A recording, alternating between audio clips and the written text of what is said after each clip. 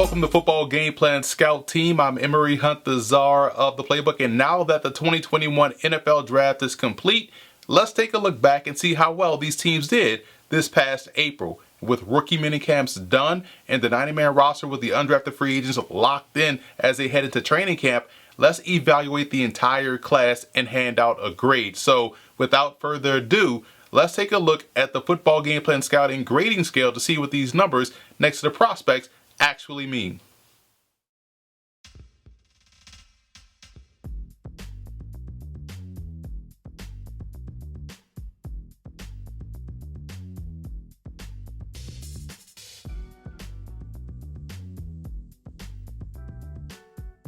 The Chargers made the most of their 9 selections in this draft class. You look all the way down the 6th round. Larry Roundtree III, I believe, has very underrated skills as a receiver and has a good chance to be their foundational back within their offense. You also look at someone like Mark Webb, a solid combo safety that can help provide depth on the back end. But what I really liked about this Chargers draft was the fact that they got better in certain areas of their team that needed some boosting, so to speak, or some charging up, so to speak. So they recharged that offensive line, adding someone like Rashawn Slater out of Northwestern and Brandon Jamies out of Nebraska definitely goes a long way in accomplishing that goal. Slater can play any one of the 5 positions up front, while Jamies was one of the more underrated tackles in this draft class. Quietly, this guy can definitely play and could push for significant minutes as a rookie, while Slater is a plug-and-play starter. They also charged up the perimeter options for their quarterback, Justin Herbert.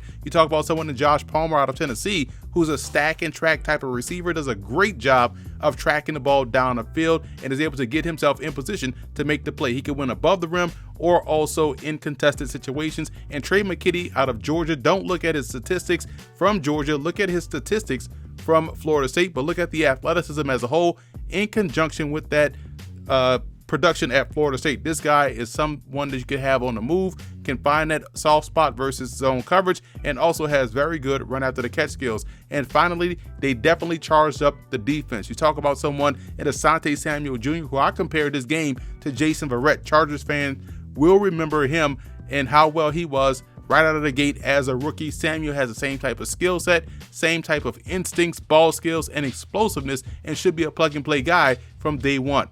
And Chris Rumph out of Duke has an explosive first step that puts an offensive tackle in a bind quickly, and he does a great job of using that speed, quickness, and length that he has to his advantage. I'm a big fan of how he's able to flatten, close, and accelerate to the quarterback, and does a great job of chasing the run away. So all in all, the Chargers got better along the offensive line, at receiver and tight end, and also in the secondary and at edge rusher. Just a fantastic job all the way around. Now let's take a look at an undrafted rookie free agent that I believe has a great chance to make the roster, and that's Jared Goldwire out of Louisville, 6'6", 305. He was my number 3 nose tackle. He's a heavy-handed puncher with lacrosse mitts for hands, and once he puts them paws on you, it's his world, and you're just living in it. He has very good initial contact power at the point of attack. He's able to stab and drive an offensive lineman into the backfield, freeing up opportunities for linebackers to have free reign to the ball carrier, and shows a variety of usage to get leverage, from a double hand stab to a one-arm bar. He has a lot of tools to work with and does a great job of keeping his feet moving at the contact point, making it very tough to wall him off. So I think he has a great opportunity to step in as a rookie and see some time on the field. I'm giving the Chargers an A for their draft. Solid draft all around for Los Angeles. You talk about getting better up front. They were able to accomplish that with arguably the best tackle in the draft in Rashawn Slater. They also got a good one in Brandon Jamies. We talked about what they did on the perimeter with Josh Palmer and Trey McKitty, just adding more talent on the perimeter for their franchise quarterback, Justin Herbert. And defensively, getting Asante Samuel Jr., who is a tremendous stud, was one of my top corners in this draft class. I think he can play on the outside, but also definitely can help you out on the inside. So from top to bottom, even as an undrafted free agent, getting Jared Goldwire was a great haul for the Chargers. So that's it for this edition of Football Game Plan Scout Team. I'm Emery Hunt, the czar of the playbook. Be sure to follow me on all of my social media accounts, and don't forget to check out and subscribe to the Football Game Plan Network located at youtube.com/footballgameplan.